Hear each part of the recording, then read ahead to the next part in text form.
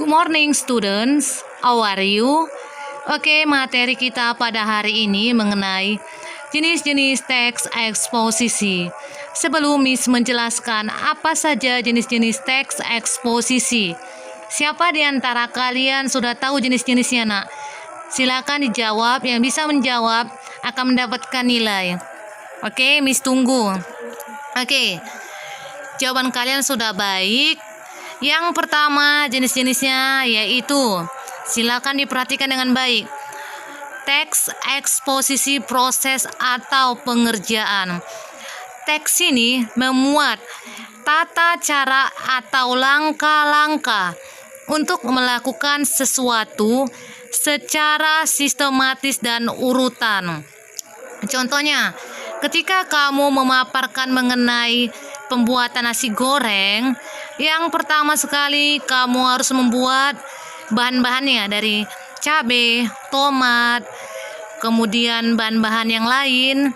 Kemudian kamu menggoreng bahan-bahan itu di kuali, kemudian kamu mencampurnya lalu memasak nasi goreng sesuai dengan selera kamu. Jadi harus secara sistematis, nak, secara berurutan. Paham? You understand? Oke, yang kedua, kita masuk teks eksposisi definisi. Teks ini berisi tentang suatu topik tertentu dengan lebih mendalam. Contohnya, kamu membahas atau memaparkan mengenai membaca.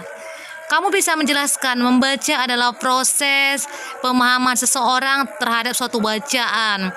Membaca ada beberapa bagian, membaca dalam hati, membaca secara jelas. Kemudian hambatan membaca, kurangnya konsentrasi seseorang atau kurangnya minat seseorang membaca.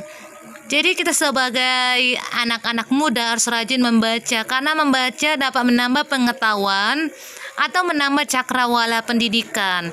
Jadi kamu jelaskan secara mendalam tentang topik kamu membaca. Paham? You understand?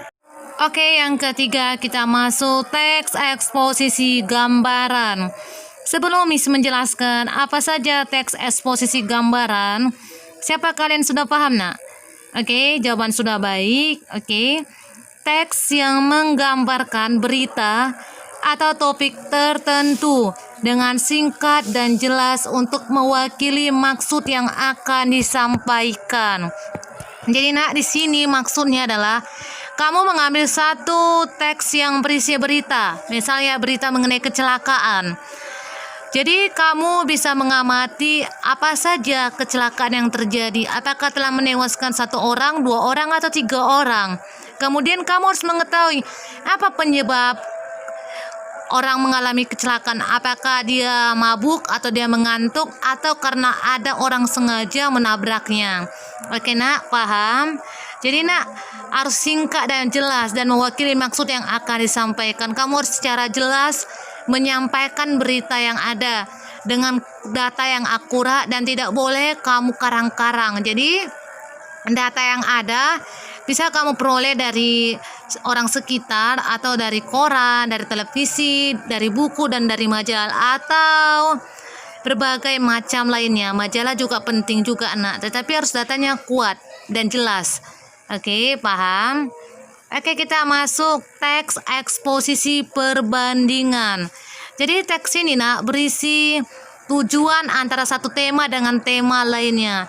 Contohnya, kamu membahas tema mengenai banjir. Jadi kamu harus mengetahui, nak, apakah tema itu berkesinambungan. Jadi kamu bisa menjelaskan banjir adalah penyebab sesuatu hal yang dilakukan manusia membuang sampah tidak pada tempatnya.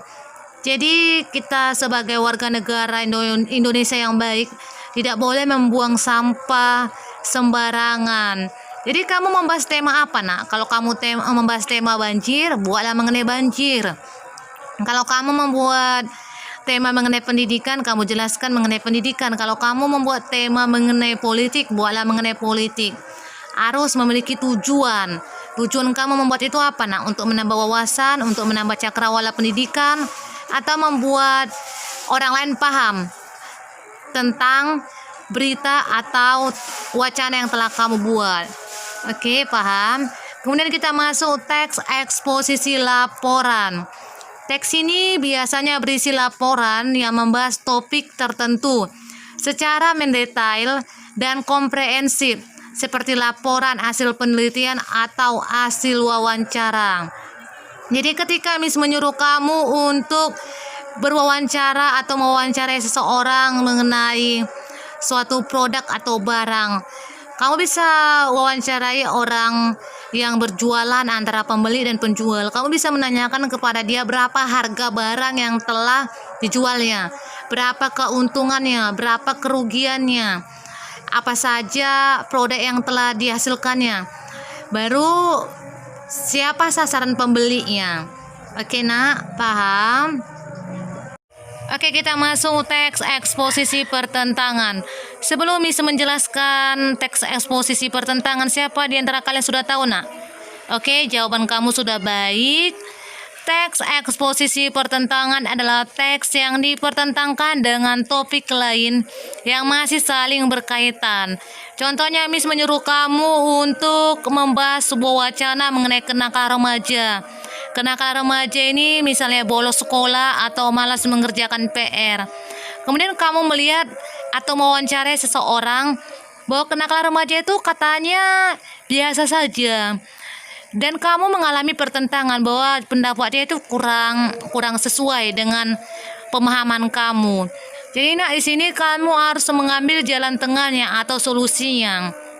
Jadi teks yang dipertentangkan itu dengan topik lain yang masih saling berkaitan. Kamu membahas mengenai kenakalan remaja antara kelompok A sama kelompok B. Jadi berbeda-beda nak kenakalan mereka, tetapi saling berkaitan satu sama lain.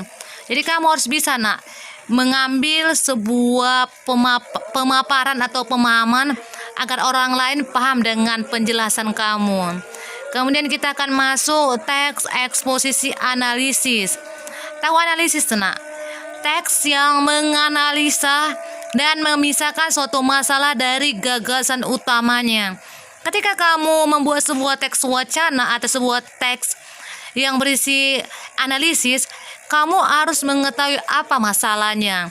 Misalnya, kamu membahas masalah anak yang rabun, misalnya karena mengapa dia rabun? Misalnya dia sering menonton televisi berlebihan atau dia kurang makan sayur. Jadi kamu nak cari solusinya.